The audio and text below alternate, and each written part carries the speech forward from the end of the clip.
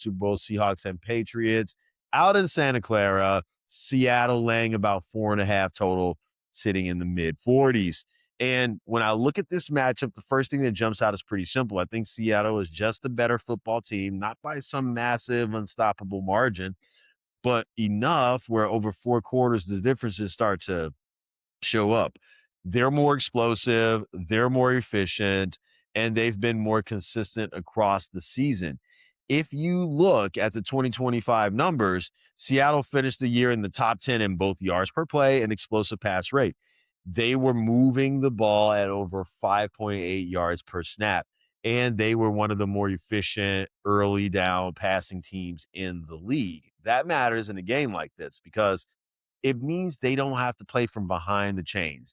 They can stay ahead of schedule and force the defense into uncomfortable spots. So New England, on the other hand, has lived a much tighter, more volatile existence.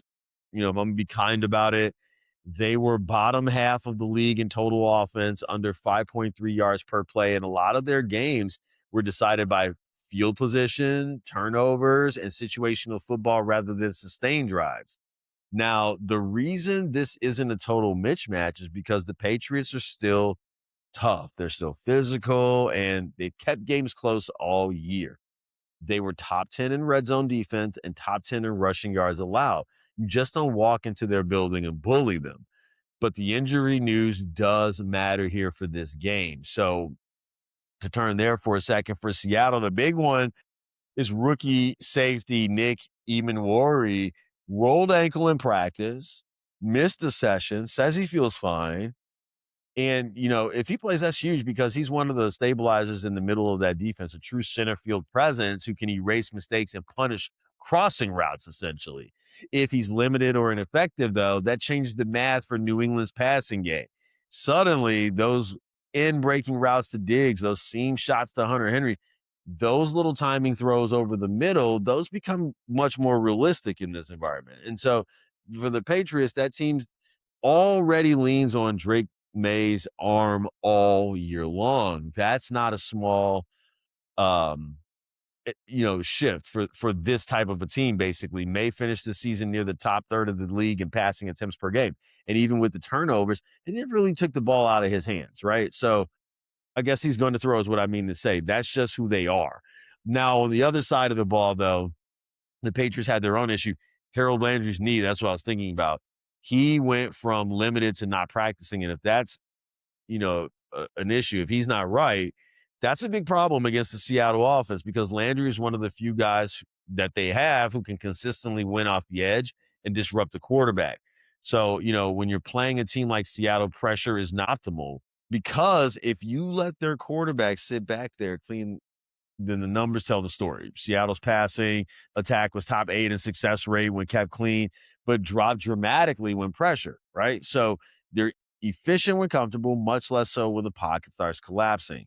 So this game, more than anything, is about the trenches. Can New England generate pressure without blitzing, right? Is Landry going to play? Can Seattle's front four force Drake May into the mistakes we've seen all season? Because turnovers are the one thing that can keep this one close. Um, Seattle, for all of their strengths, have been a little loose with the football on the other side of it. They finished the season in the bottom third of the league in turnover margin, fumbles, tipped, interceptions, you name it. And that's the door New England needs to walk through if they're going to hang around. From a fantasy perspective, though, the structure is pretty clear. New England is likely to throw. Seattle is likely to control the game. That keeps Drake May in play automatically. It's a one-game slate, 2 quarterbacks, and he has the kind of volume profile that can get there even in the loss. But the turnovers are always lurking in the background, and that's part of the equation, right? At the skill positions, though, you start looking for where the Patriots can actually have success.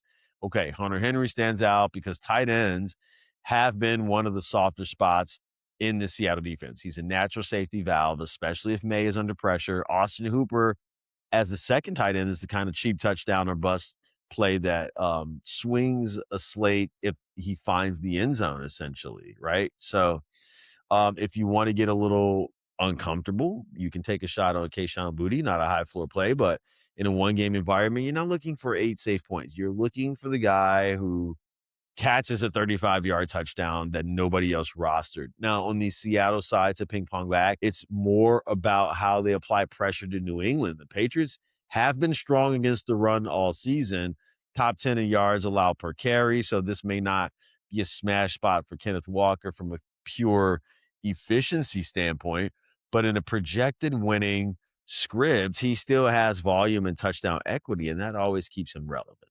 In the passing game, though, that's where the real leverage lies. Jackson Smith and Jigba has been almost impossible to slow down. He's finished the year with one of the highest target shares on the team and he was near the top of the league in yards after the catch among primary slot receivers. So he's the kind of player who doesn't need a broken coverage. He just needs the ball in space. And then, you look at the ancillary pieces from there. Rashid Shaheed is probably the one that keeps popping up for me. New England has actually been very good in special teams coverage. One of the lowest kick return yardage totals allowed all year, but that doesn't mean they're immune to the big play. It just means it hasn't happened yet, right?